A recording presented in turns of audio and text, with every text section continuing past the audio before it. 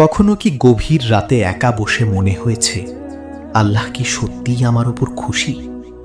এই প্রশ্নটার উত্তর জানার জন্য মানুষ কত কিছু খোঁজে। কারণ আল্লাহ যদি খুশি হন, তাহলে ভাঙা জীবনও শান্তিতে ভরে যায়। আর আল্লাহ যদি অসন্তুষ্ট হন, তাহলে দুনিয়ার সব সুখও ভিতরের শূন্যতা দূর করতে পারে না।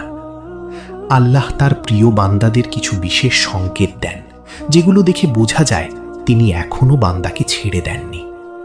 অনেক সময় আমরা নিজেদেরকে খুব গুনাহগার ভাবি, মনে করি আল্লাহ হয়তো আর ক্ষমা করবেন না। কিন্তু আল্লাহর রহমত আকাশের থেকেও বড়। তাই আজ জানো সেই 7টি সংকেত, যেগুলো তোমার জীবনে থাকলে বুঝবে আল্লাহ তোমার উপর খুশি হতে শুরু করেছেন।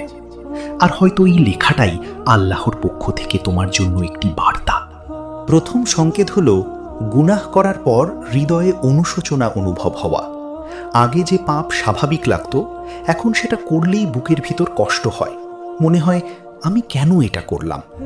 এই ব্যথা খুব মূল্যবান, কারণ মৃত হৃদয় কখনো গুনাহে কাঁদে না।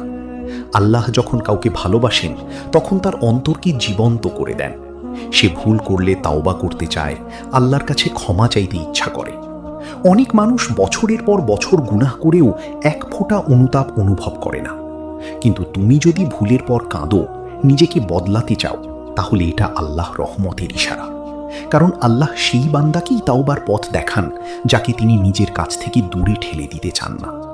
দ্বিতীয় সংকেত হল নামাজের প্রতি ভালোবাসা তৈরি হওয়া।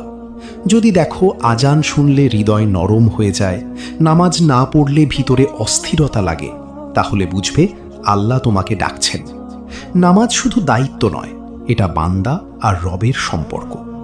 অনেকের কাছে দুনিয়ার কাজ নামাজের চেয়ে বড় হয়ে যায়, কিন্তু আল্লাহ যাকে ভালোবাসেন তার হৃদয়কে সিজদার দিকে ফিরিয়ে দেন। সে ব্যস্ত থাকলেও কোনো না কোনোভাবে আল্লাহর সামনে দাঁড়াতে চায়, কারণ সিজদার শান্তি পৃথিবীর কোনো জিনিস দিতে পারে না। যে হৃদয় নামাজে শান্তি খুঁজে পায়, সেই হৃদয় এখনো আল্লাহর রহমতের ছায়ায় আছে। তৃতীয় সংকেত হল হারাম জিনিস থেকে ধীরে ধীরে দূরে সরে আসা। আগে যেগুলো খুব ভালো লাগতো, এখন সেগুলো দেখলে ভিতরে অস্বস্তি লাগে।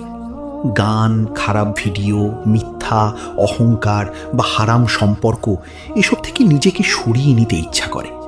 এটা তোমার শক্তি না, এটা আল্লাহর হেদায়েত। কারণ মানুষ নিজে নিজে বদলাতে পারে না, যতক্ষণ না আল্লাহ তার অন্তর পরিবর্তন করেন। আল্লাহ যখন কারো উপর খুশি হন, তখন তিনি তার চোখ, কান আর হৃদয়কে পরিষ্কার করতে শুরু করেন। তাই যদি দেখো তুমি আগের মতো নেই, ধীরে ধীরে ভালো হতে চাইছো, তাহলে বুঝবে আল্লাহ তোমাকে তাঁর দিকে ফিরিয়ে আনছেন।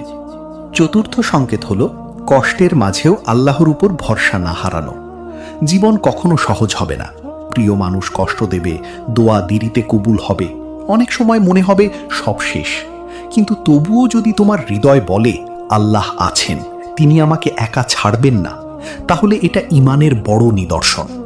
আল্লাহ যাকে ভালোবাসেন তাকে পরীক্ষা করেন, কিন্তু ধ্বংস হতে দেন না, বরং কষ্টের মাধ্যমেই তাকে নিজের আরো কাছে নিয়ে আসেন।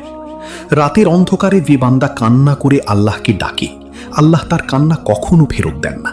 তাই বারবার ভেঙে পড়েও যদি তুমি আল্লাহর দিকেই ফিরে আসো, তাহলে এটা আল্লাহর ভালোবাসার বড় প্রমাণ।